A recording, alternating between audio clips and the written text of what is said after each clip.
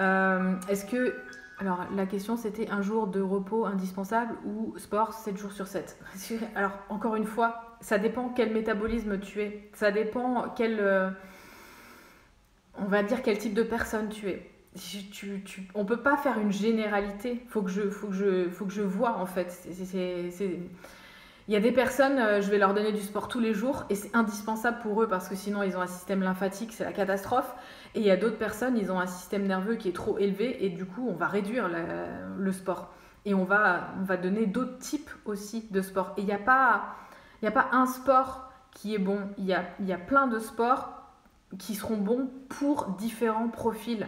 On ne peut pas donner la même chose, un profil Vata qui est très dans le mental, qui est comme ça toute la journée, qui est hyper stressé et tout, je ne vais pas lui donner du hit. Je ne vais pas lui donner un truc où il y a de la musique à fond, où il y a des écrans dans tous les sens, où il va être encore plus perturbé, et il va encore plus perturber son dérèglement Vata. D'accord? Et pareil, un kapha qui a du mal à se bouger dès le matin, qui est lourd, qui est lent, qui est lymphatique, etc. Je ne vais pas lui donner de la natation, qui va encore le rendre encore plus lourd, encore plus lymphatique. Ça sert à rien. Et voilà, celui qui est très nerveux et très stressé, oui, la natation, ça va lui faire du bien. Mais il faut comprendre qu'en fait, on est tous différents. Donc dire, oh, bah, elle fait du crossfit, ça fonctionne, tiens, je vais y aller. Vas-y et regarde comment tu te sens. Si en sortant du crossfit, tu es encore plus stressé qu'avant et que tu gonfles, arrête, c'est que c'est pas fait pour toi. Pareil, si tu es un profil plutôt lourd et lymphatique et que voilà, tu passes ton temps à nager dans l'eau et que tu vois aucun résultat et que tu as l'impression en sortant de là que tu es encore plus lourd, arrête. Et il y a aussi, il faut s'écouter. Hein, voilà.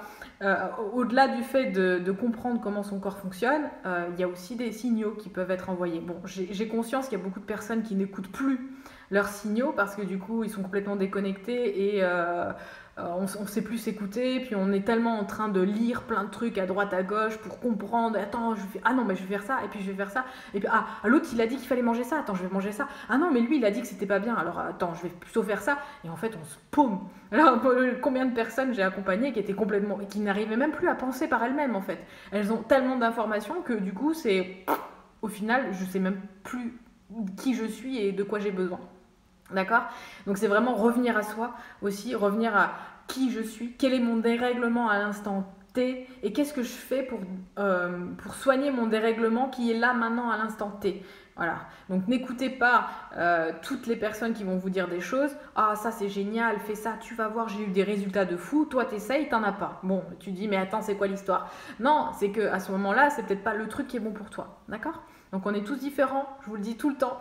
On cherche, on apprend à se connaître et c'est ce que je fais vraiment dans mes programmes d'accompagnement, c'est qui tu es. J'apprends aux personnes à se connaître. Après, à partir du moment où on se connaît et on connaît les dérèglements et comment y remédier, c'est beaucoup plus facile. Ça sera beaucoup plus simple pour tout le monde en fait de s'y retrouver. Voilà.